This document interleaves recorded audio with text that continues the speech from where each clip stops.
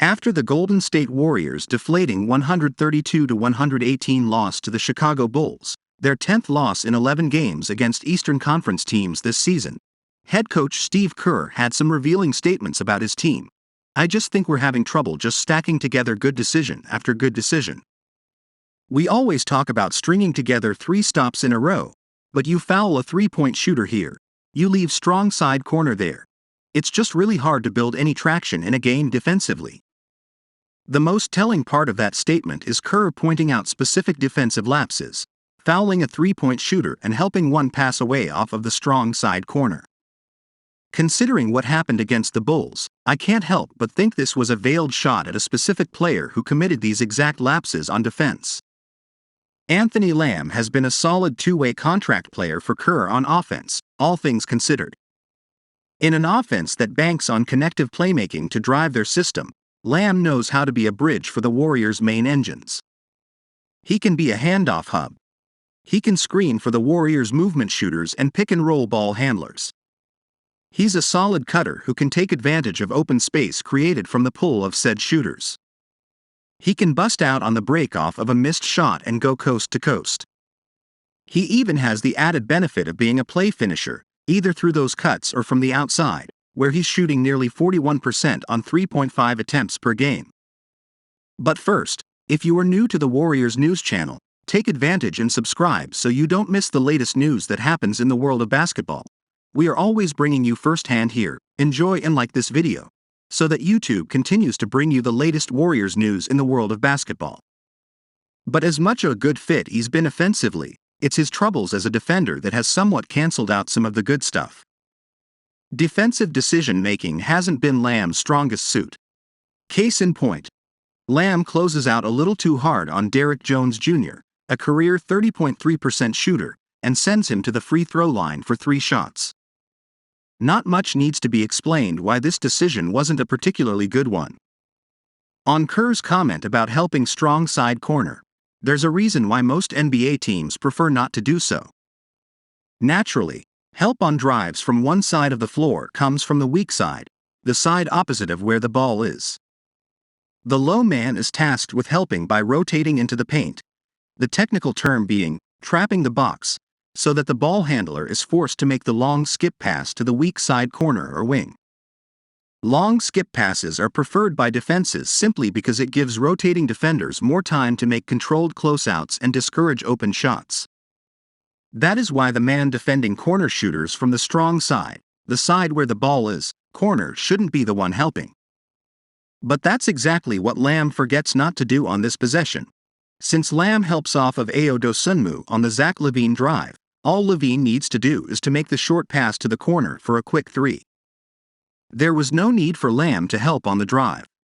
Look closely at Andrew Wiggins, who was in the process of rotating into the paint because, as the low man, it was his help to make. While Lamb has consistently made overhelping mistakes like this throughout the season, he's far from being the only culprit. Overhelping has been a major defensive issue for the Warriors. Their efforts to limit shots at the rim and wall off the paint have come at the expense of giving up looks from the perimeter. Whether it's the aforementioned strong side corner problem, or forced overhelp as a consequence of a breakdown at the point of attack, the Warriors just haven't been as sharp this season. They've largely failed to cross their T's and dot their I's on defense. The smallest of details can impact the game monumentally, and not paying attention to them has burned them to the highest degree. Pick-and-roll coverage is just one example of such details. Piling on Lamb's defensive mistakes may seem too unfair considering his standing as a two-way contract player who scored 14 points on 5 shots, 2 of which were threes. But patterns are patterns, and they have to be pointed out, especially since he's seen considerable time on the floor despite the nature of his contract. He's been consistently unaware of help principles and ball screen coverages this season. Matched up with Alex Caruso, Lamb is screened by Nikola Vucevic. Instead of fighting over the screen and sticking to Caruso, Lamb mistakenly thinks the coverage is switch when it's clearly supposed to be drop. This gives Caruso a window to pull up for the 3. Again, botched ball screen coverages weren't solely Lamb's fault. Even someone who commits few mistakes on defense, such as Wiggins, were unusually lackadaisical and lethargic. Vucevic is a stretch big who mainly elects to pop instead of roll after setting a ball screen. He burned the Warriors inside and out to the tune of 43 points on 31 shots, 5 of 10 on threes, and a 67.4 TS%. The Warriors are naturally disadvantaged against stretch bigs who can score inside and from beyond the arc. Looney's slow footspeed and natural inclination to drop into the paint make him vulnerable to pick and pops. Draymond Green can only do so much against taller players with touch inside. Switching ball screens and giving up a backline mismatch isn't ideal and is avoided as much as possible.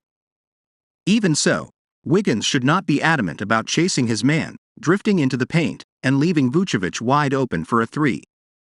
The correct play should have been a veerback switch to eliminate Vucevic's shooting window. Granted, defense was far from the only problem. The Warriors committed 23 turnovers, the Bulls translated into 31 points.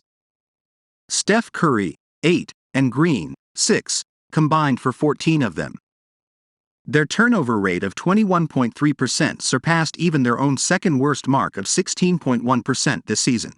Only the Houston Rockets, 17%, have a higher turnover rate. But the defensive lapses are what stick out to me the most. There's a reason the Warriors are 19th in defensive rating, 113.7, this season, a far cry from their second-best mark last year. As presently constructed, their defense simply hasn't been championship caliber.